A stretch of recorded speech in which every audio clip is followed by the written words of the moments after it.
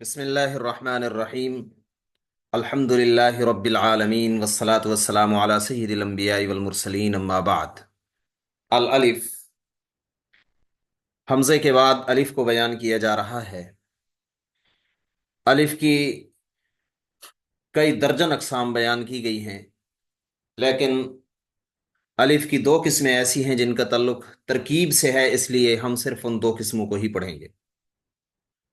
Number ایک، الالف تأتی ضمیر رفع للاثنین۔ الف تثنیہ کی ضمیر مرفوع کے طور پہ آتا ہے۔ تثنیہ کے لیے مرفوع ضمیر یعنی فاعلی ضمیر بنتی ہے، یہ فعل کا فاعل بنتا ہے۔ المثال الرجلان قاما، قاما کو آپ دیکھیں، یہ ایک فعل ہے، اس کے آخر میں جو الف ہے یہ تثنیہ کی ضمیر مرفوع ہے اور یہ ترکیب میں فاعل بنے گا۔ الرجلان مبتدأ مرفوع بالالف، الرجلان یہ مبتدا ہے، مرفوع ہے، اور اس کا رفع بالالف الف کے ساتھ ہے، لأنہ مسنن، کیونکہ یہ تثنیہ ہے اور تثنیہ کی حالت رفع الف کے ساتھ ہوتی ہے۔ قام، قام فعل ماض، قام فعل ماضی ہے، والالف ضمیر متصل، اور الف ضمیر متصل ہے، فی محل رفع، محلن مرفوع ہے، کیونکہ ضمیر مبنی ہوتی ہے اس کا اعراب محلی ہوتا ہے۔ فاعل، اور یہ ترکیب میں فاعل ہے۔ الرجلانی مبتدا، قام فعل، الف ضمیر فاعل، فعل فاعل مل کر جملہ فعلیہ خبریہ ہو کر خبر ہے الرجلان کی۔ مبتدا اپنی خبر سے مل کر جملہ اسمیہ خبریہ ہے۔ نمبر دو، وتأتی علامت رفع للمثنى، وتأتی علامت رفع للمثنى، اور تثنیہ کی رفع کی علامت کے طور پہ بھی الف آتا ہے۔ تثنیہ کی علامت رفع کے طور پر بھی الف آتا ہے۔ اس کی ایک مثال تو وہی ہے جیسے الرجلان گزرا ہے،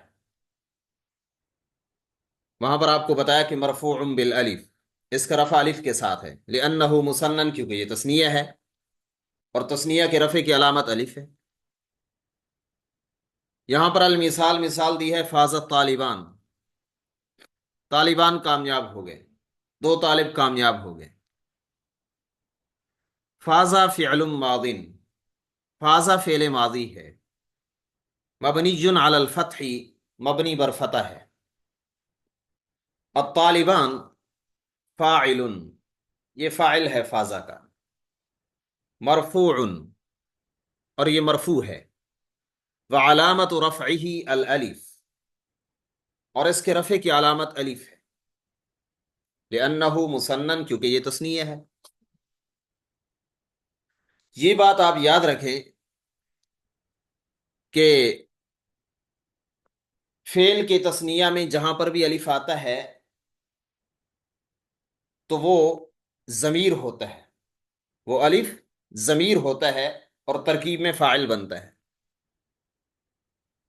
اور جو اسماء ہیں، چاہے اس میں فاعل ہو، اس میں مفعول ہو، صفت مشبہ ہو، اس میں تفضیل ہو یا کوئی اور اسم ہو، اس میں جو الف تثنیہ کے صیغے میں آتا ہے یہ ضمیر نہیں ہوتا، یہ صرف تثنیہ کی ایک علامت ہوتا ہے، یہ ترکیب میں کچھ بھی نہیں بنتا۔ اب یہ طالبان کے اندر جو الف ہے یہ ترکیب میں کچھ بھی نہیں بنے گا،